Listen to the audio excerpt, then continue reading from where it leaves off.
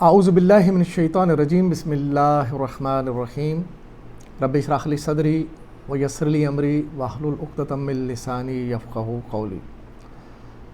نہایت ہی محترم ناظرین اور نہایت ہی محترم حاضرین، السلام علیکم۔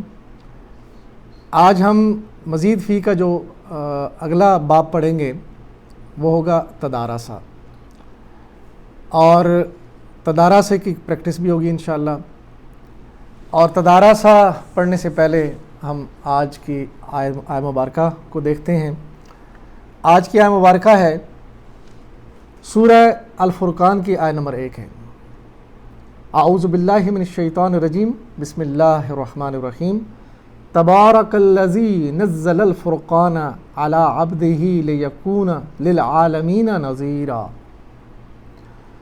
نہایت متبرک ہے وہ اللہ سبحانہ وتعالیٰ جس نے یہ فرقان یعنی قرآن اپنے بندے پہ نازل کیا تاکہ سارے جہان والوں کے لیے نذیر یعنی ڈرانے والا ہو۔ تو اللہ سبحانہ تعالیٰ نے اپنا یہ کلام نازل کیا۔ اللہ تعالیٰ کی ذات بڑی بابرکت ذات ہے، جس ذات نے یہ کلام پاک نازل فرمایا، اور اس کو اللہ پاک نے فرقان فرمایا۔ فرقان کو ہم اگر اردو میں دیکھیں تو ایک ورڈ یوز کرتے ہیں ہم، فرق، اردو میں بھی یوز ہوتا ہے۔ تو فرق سے یہ فرقان، فولان یعنی مزید مبالغہ کا صیغہ ہے، بہت زیادہ یعنی فرق کرنے والا، فرقان مبالغہ کا صیغہ اس میں۔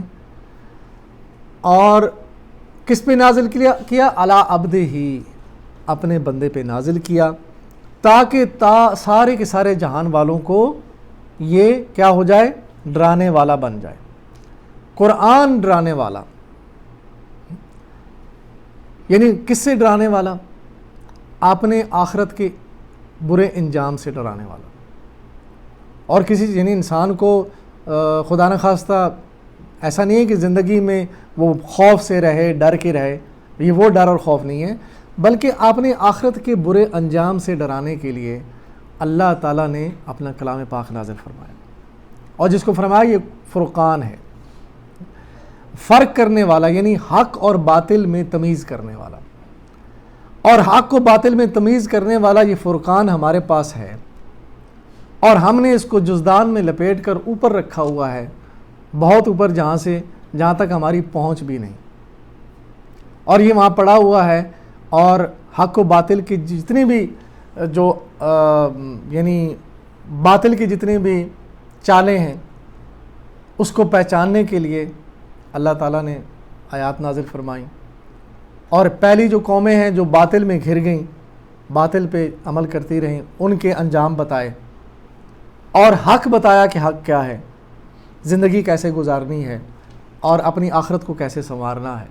تو اس کو ہم نے بند کر کے رکھا ہے، اور ہماری زندگی میں حق کے بجائے باطل جو ہے سر چڑھ کے وہ جو ہے معاشرے میں عامل ہے، عمل کر رہا ہے، جس سے ہمارے معاشرے میں برکتیں نہیں ہیں، جس سے ہمارے معاشرے میں افراتفری ہے، جس سے ہمارے معاشرے میں بے حیائی، بے راہ روی ہے۔ تو یہ ساری باتیں، اس سب کا علاج کیا ہے کہ اس ڈرانے والے برے انجام سے تبھی ہم ڈریں گے جب اس کو سیکھیں گے، سمجھیں گے، اس کو کھولیں گے، اس کو پڑھیں گے۔ تو یہ ہماری کلاس کا مقصد بھی یہی ہے کہ ہم لوگوں کو جگائیں، اس امت کے نوجوانوں کو اس طرف راغب کریں کہ آئیں، اس قرآن کو پڑھیں اور سیکھیں، اور اپنی زندگی بھی سنواریں، اور دوسروں کو بھی جو ہے ان کی زندگی سنواریں، اور اپنے لیے آخرت کا جو ہے وہ صدقہ جاریہ بنائیں۔ تو چلتے ہیں آج کے سبق کی طرف۔ آج کا جو سبق ہے ہمارا باب تدارسہ، اور یہ باب تدارسہ کا جو ٹریڈیشنل نام تفاعلن، باب تفاعلن ہے، اور باب تفاعلن کا جو پہلا ماضی کا صیغہ تفاعلو، اس سے تفاعلا، اس سے بنا تدارسہ، یعنی اس باب کے اندر ایک فعل ہے، اس کا نام ہے تدارسہ، تو اسی نام سے ہم اس باب کو پکاریں گے۔ تدارسا یتدارسو، تفاعلا یتفاعلو۔ اور اس باب کی جو خاصیت ہے مشارکت مشارکت کیا ہوتی ہے؟ یعنی ایک دوسرے کے ساتھ انٹریکشن، ایک دوسرے کے ساتھ معاملہ کرنا، اس کو کہتے ہیں مشارکت۔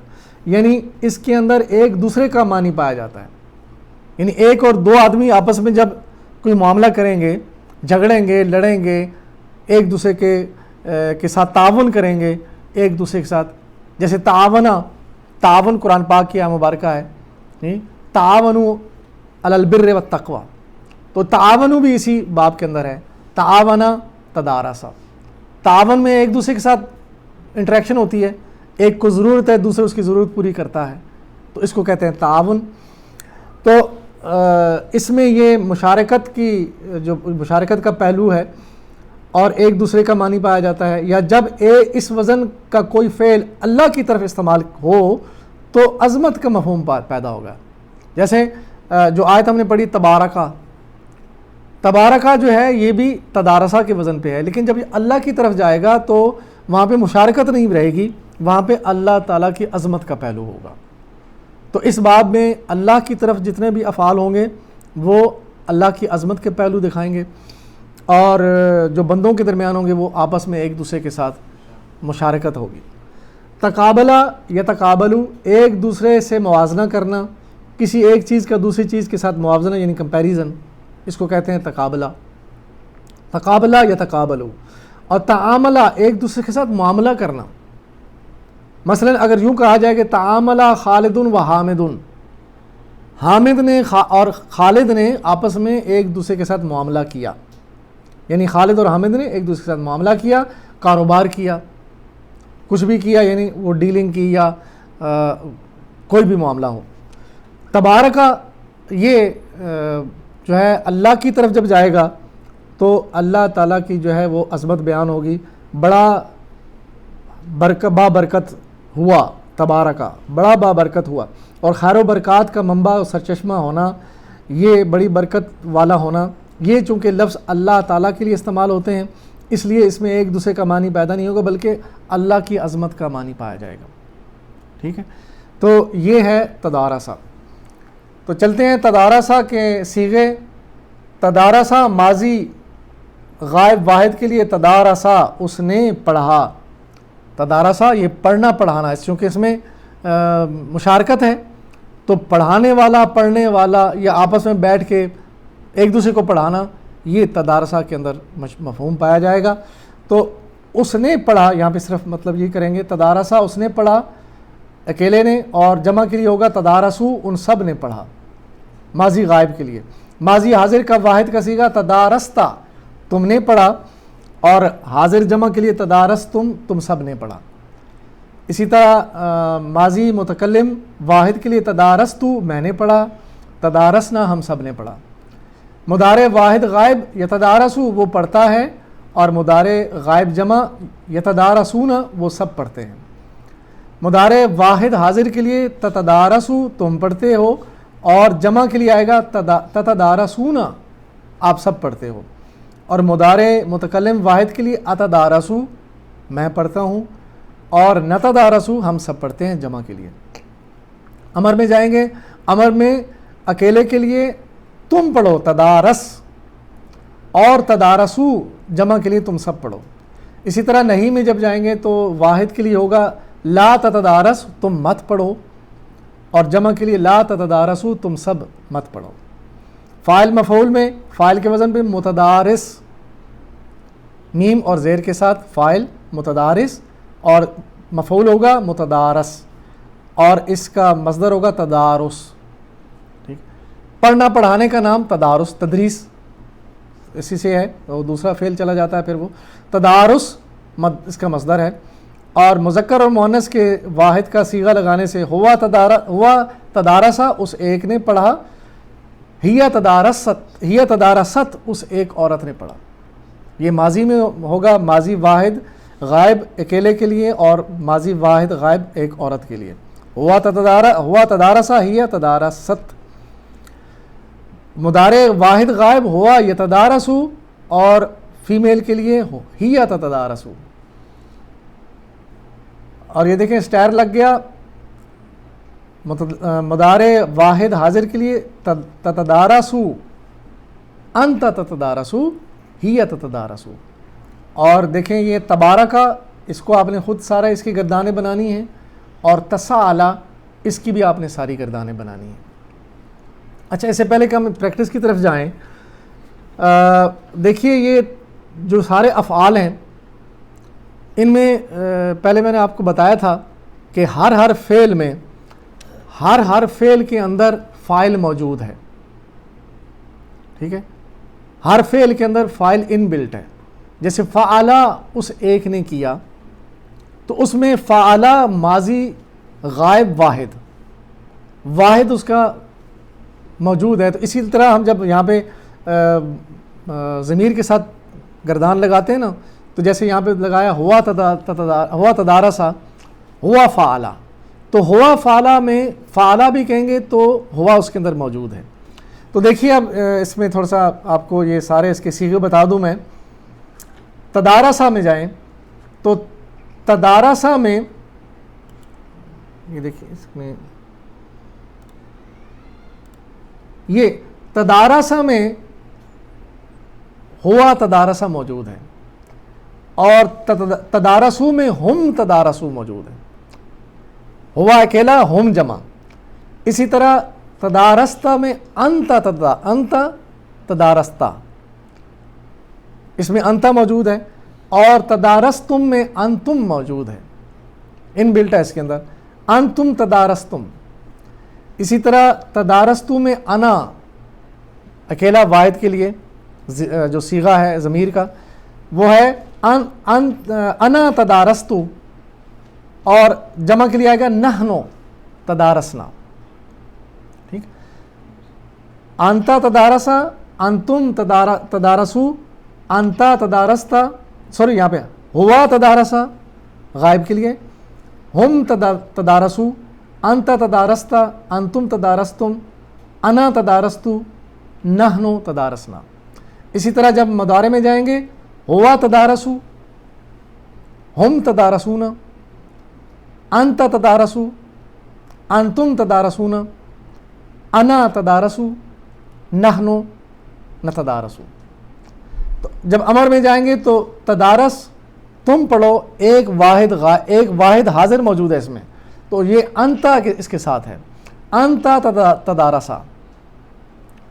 امر ایک آدمی جو سامنے بیٹھا ہے اس کو حاضر کو دیا جاتا ہے امر، غائب کو امر نہیں دیا جاتا.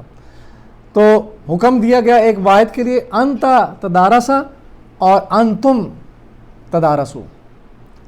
اسی طرح نہیں جب منع کریں گے کسی ایک کے لیے تو انتا لا تتدارسا، اس میں بھی انتا موجود ہے، اور اس میں انتم جو سامنے بیٹھے ہیں حاضرین، انتم لا تتدارسو. اور فاعل اور مفعول ویسا رہے گا کہ فاعل متدارس کرنے والا، اور جس کو پڑھایا گیا متدارس، اور مصدر اس کا یعنی تدارس، یہ سارے کا سارا جو عمل ہے اس عمل کا نام ہے. مصدر ہمیشہ فعل کا نام ہوتا ہے، تو تدارس اس کا مصدر ہے، اور باقی یہ ہی تدارسا، ہوا تدارسا، ہی تدارستا، ہی تدارست، ہوا یتدارسو، ہی تتدارسو. تو اب ہم چلتے ہیں اس کی پریکٹس کے لیے. تو اس باب کی پریکٹس کرانے کے لیے جو ہمارے بھائی ہیں عتیق بھائی آپ کو پریکٹس کروائیں گے. تو چلتے ہیں عتیق بھائی کی طرف. بسم اللہ الرحمن الرحیم. ابھی ہم تدارسا کی پریکٹس کرتے ہیں ترجمے اور اشاروں کے ساتھ، تو آپ لوگ بھی میرے ساتھ کیجیے گا. تدارسا اس ایک نے پڑھا،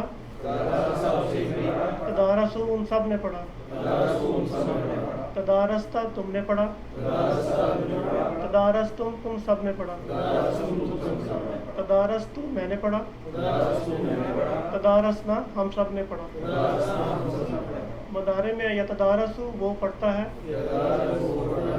یتدارسونا وہ سب پڑھتے ہیں. تتدارسو تم پڑھتے ہو، تتدارسونا تم سب پڑھتے ہو. اتدارسو میں پڑھتا ہوں، نتدارسو ہم سب پڑھتے ہیں. امر میں ہم کریں گے تدارس، پڑھ، تدارسو تم سب پڑھو. نہیں میں آئے گا لا تتدارس تم سب مت پڑھو. تم مت پڑھو. لا تتدارسو تم سب مت پڑھو. فاعل اور مفعول میں متدارس پڑھنے والا، متدارس جسے پڑھا جائے، تدارس پڑھنا.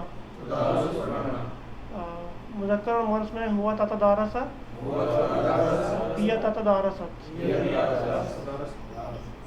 ہوا تتدارست، ہی تدارست،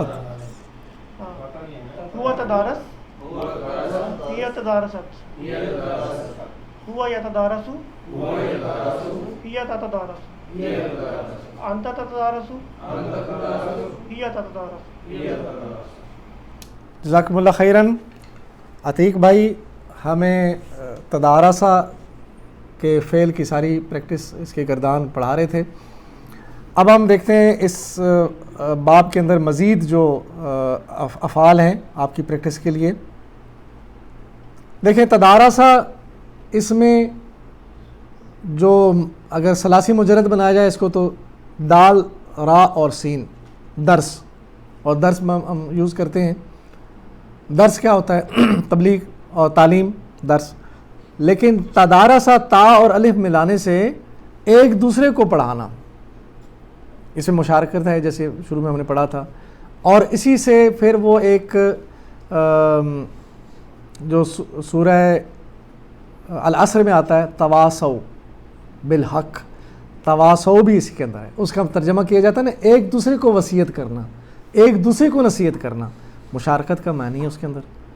تو یہی مزید فی کے جو ابواب ہیں اور ثلاثی مجرد کے ان کے اندر جو ڈفرنس ہے وہ اسی لیے ہے کہ ان کی آگے خصوصیات ہیں. اور یہ جب انشاءاللہ ہمارے آیات میں ابواب آئیں گے، خاصیت وہاں بھی انشاءاللہ دہرائی جائے گی تاکہ آپ کو بار بار چیزیں سامنے آنے سے یاد رہے گی. تو تدارسا کی جو مزید اس کے الفاظ ہیں ماضی، مضارع اور امر میں تبارکا، یتبارکو اور تبارک. امر میں ماضی، مضارع، ماضی کا پہلا صیغہ، مضارع کا پہلا صیغہ اور امر. اسی طرح دوسرا فعل ہے تساءلو، یتساءلو، تساءل. تشابہ، یتشابہ، تشابہ. اور تشاورہ، یتشاورو، تشاور. ٹھیک ہے سر. تو یہ چند افعال ہیں نئے جو آپ کو انشاءاللہ پریکٹس میں مدد کریں گے. آپ پریکٹس کریں ان کی. اور آخر میں وہی ہمارا نعرہ، میری زندگی کا مقصد تیرے دین کی سرفرازی، میں اسی لیے مسلمان، میں اسی لیے نمازی. اللہ سے دعا ہے کہ اللہ تعالی ہمیں مسلمان بنائے اور نمازی بنائے. اور مسلمان اور نمازی ہونے کا پھر جو آگے کام ہے وہ یہ ہے کہ اللہ کے دین کی سربلندی کے لیے کھڑے ہو جائیں. اور جو ہم نے آج کی آیت بھی پڑھی تھی کہ یہ قرآن پورے عالمین کو ڈرانے والا بنے آخرت کے برے انجام سے، تو ہم خود انشاءاللہ اس کام کے لیے کھڑے ہوں. لوگوں کو، اپنے معاشرے کو سدھاریں، اپنے ارد گرد اپنے پیاروں کو بتائیں کہ دیکھیں ہم کس طرف جا رہے ہیں. اور دنیا میں جو ہماری زندگی میں جو مسائل ہیں ان کا حل بھی قرآن کی تعلیم میں ہے، اللہ کے نبی کی زندگی میں، اللہ تعالیٰ کے نبی کی تعلیم میں ہے، اور آخرت کی کامیابی بھی اسی میں ہے. اللہ سے دعا ہے کہ اللہ تعالیٰ ہمارے اس کام میں برکت ڈالے اور ہمارے لیے آخرت کا توشہ بنائے اور ہمارے لیے یہ صدقہ جاریہ بنائے. وآخر دعوانا ان الحمد للہ رب العالمین، والصلاۃ والسلام علی رسول الکریم. جزاکم اللہ خیراً.